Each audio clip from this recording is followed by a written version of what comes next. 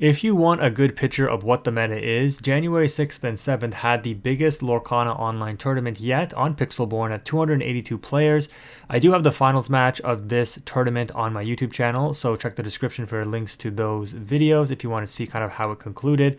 But we're going to go ahead and take a look at what the meta was like because they have the top 8 deck lists posted, and then we'll go ahead and take a look at the results. So again, 282 players, a huge field to play from. And just a quick couple of shout outs. Zero Skater 12 for almost making top 8 with discard, but getting beat by one of Canada's greatest players in Matthew Peddle, playing the only deck that wasn't Ruby Amethyst. Spoiler alert. So let's go ahead and jump into that real quick.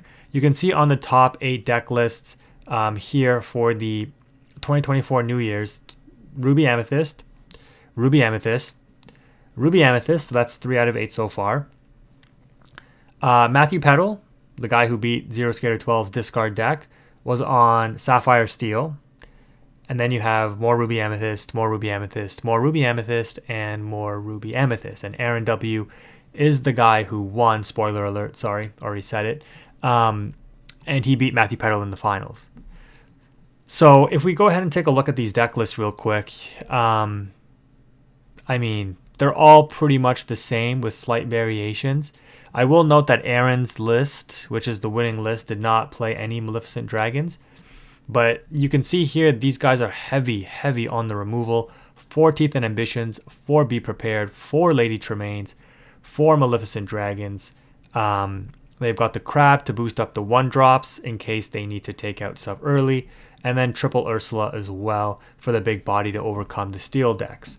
So a very, very straightforward list, but very effective, obviously. And, you know, the pilot, if you know how to pilot it, the pilot shows that it can be definitely easily the best deck of the format. And Tier 0 is kind of defined, at least in the game of Yu-Gi-Oh!, as a deck that has more than like 70 or 75% representation in top cuts. In top 8, if 7 out of 8 decks, I think that's like 88% of the decks were one color combination, one type of deck, I think that speaks volume as to why it's Tier 0.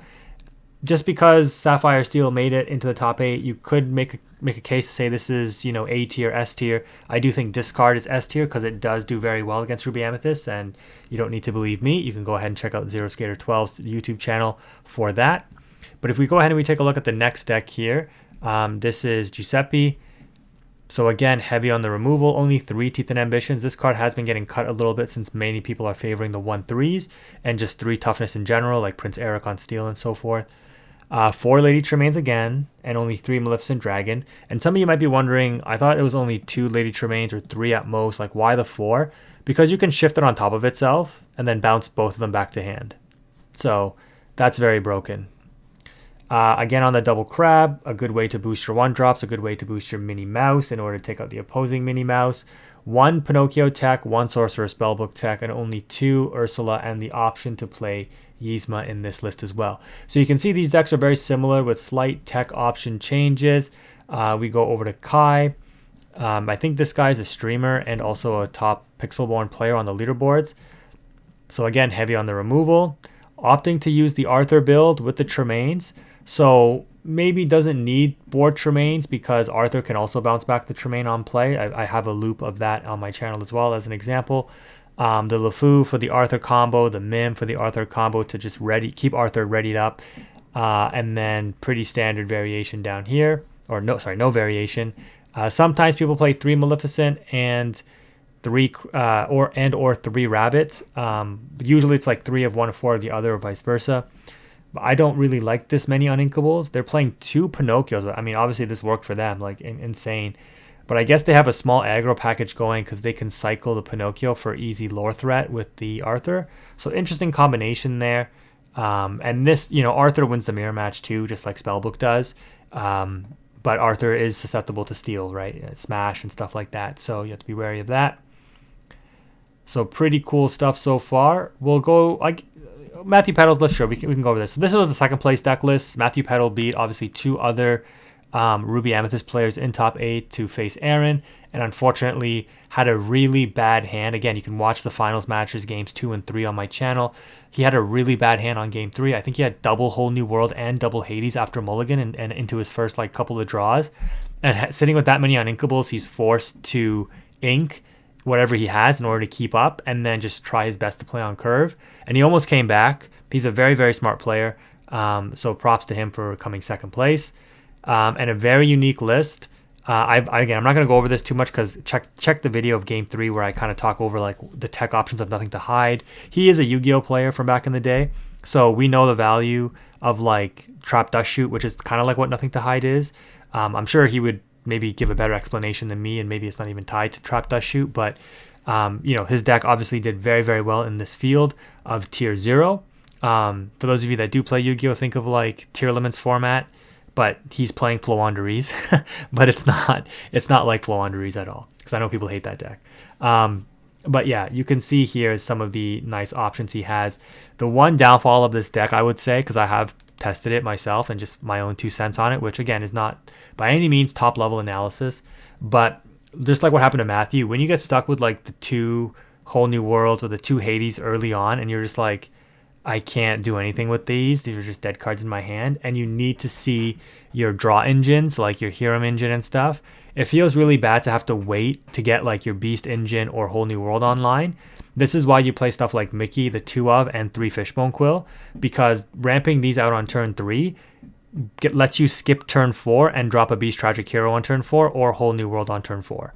I mean, if you're Whole New World, then you're probably hard casting it on turn 4 because you want to set up something to sing it, but you have that option.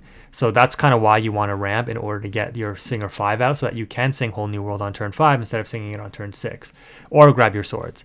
Your removal, your hard removal, is limited to the Let It Goes and Hades, which puts things into the inkwell. So this is how you deal with big threats like Ursula. So this is why this deck is versatile as well, because while Amethyst Steel is also very powerful, once you drop an Ursula on them or any other big body, like, they have a really hard time dealing with it. And so Matthew's list here can deal into Amethyst Steel very well with the Cinderellas, with the Hades. They can put a lot of pressure on the opponent. So piloted by a very good duelist or player, you can do very well. Taking a look at Jan, I think this is also a top player on Pixelborn on the leaderboards. Only 1 crab.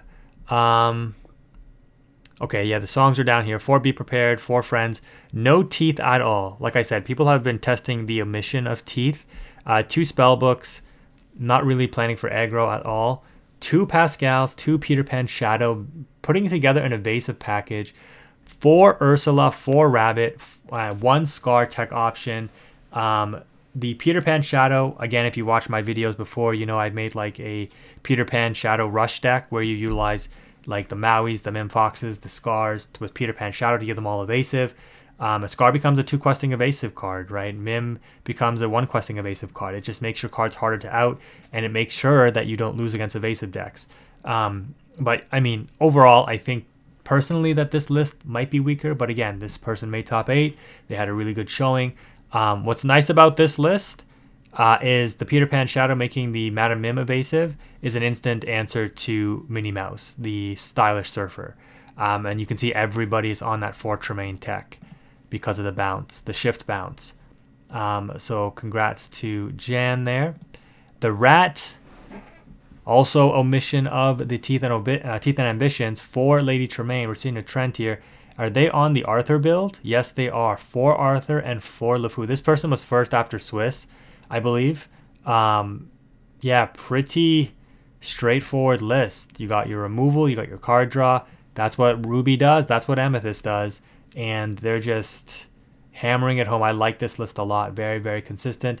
I personally think that the Arthur build is just weaker into other matchups. But, again, I posted videos on how effective it can be. These guys are much better pilots than I am. So I'm sure they can pull off way better combos and better lines of play than me. But just if a simpleton like me can pull off insane lines, I'm sure you can see what they can do in these tournaments and just dominate the field, which is what they did to become top 8. Moving on to, we got 2 more. Kyle Schrenner, this is Jbus, I believe. I'm sorry if I mispronounced your last name there. Including of 3 Teeth and Ambitions, only 2 Lady Tremaines, 2 Maleficents. What are their tech options here? They were on the Cusco and the Fidget tech and the Elsa tech. So what's kind of funny here is the Teeth and Ambitions works very well with Cusco because you draw off of it. Cusco is also like an anti-aggro card. You just crash it and draw a card. Well, you crash it into a 1/1. It lives because it's a 1/2. But it's a pretty safe option to throw out, and it sings and it gets benefit off Teeth. Kind of like how Grammatala gets put into the Inkwell, Cusco just draws you a card, right? So same, I don't want to say same concept, but, you know, principle, I guess you could say. The Elsa tap down here is also pretty strong. Yeah, I think Elsa making its way back, like you can see how this list, like Elsa making it back into Ruby Amethyst, is very reminiscent of set 1 Ruby Amethyst control. We're going back to the Ursulas, we're going back to the Elsas, we've got the Maleficents. We've just cut like the, I don't want to say jank, but like the other things for a much better engine in the Madame Mim Merlin engine. It's why this deck is tier 0 right now. So pretty straightforward stuff. And then the final deck list is the winner. Aaron W. Congratulations. Their list, the only one that wasn't on Maleficent Dragon, I believe. Triple Tremaine, triple Ursula, 1 Elsa, 4 Be Prepared, 3 Teeth and Ambitions, the Sorcerer's Spellbook ×2. They're on the Fidget Tech for as anti-Minnie Mouse. They're on the Merlin Crap to boost Minnie Mouse on their 1-drops. They're on the Cusco Tech for the Teeth and Ambitions as well.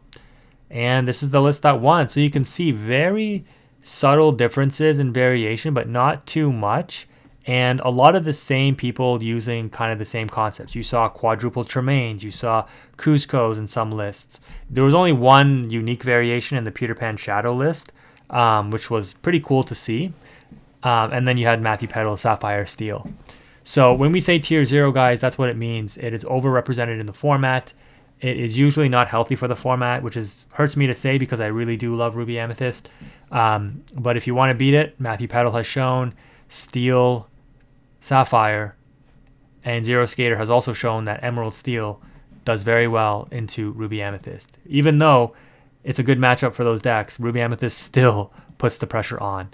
So if we quickly go back to the events before we wrap up this video and take a look at how the games went. It was a single elimination. We go to the Swiss rounds here. This was the final round of the tournament. So the Rat, I believe, was first after Swiss. Yep. There's your top 8. And your top 16. I think this person here, 7-2, was Zero Skater 12. And he was on Emerald Steel discard. So it would have been nice to see him in the top 8. Unfortunately, he got paired against his bad matchup in Sapphire Steel. It's really sad he couldn't get paired up against 7 of the other top 8 players that were running like Ruby Amethyst, but it is what it is. I don't know what Dale was on, but he's another top Yu-Gi-Oh player from back in the day, along with Matthew Petal. And then these other guys are just, your Lorcana staple top players. So good to see them doing their thing. And then in the single elimination, which I believe is just the bracket of top 16, you can see who ended up progressing here in round 1. So yeah, Matthew Petal versus Zero Skater there. Unfortunately, the Steel Sapphire against the Emerald Steel. And then these were all probably just mirror matches back and forth. Well, all of these guys were definitely on. All of these people on this side, on the left side here, are on Ruby Amethyst, except for Matthew Petal. And then I don't know what these people were on here. I imagine Dale might have played the same as Matthew because they both come from the same area. And they've known each other for a very long time. So he might have been on Sapphire Steel as well. And then round 2, the Rat lost to Jbus. Aaron, who we know, Lorcana Twins, won the whole tournament, obviously won his match.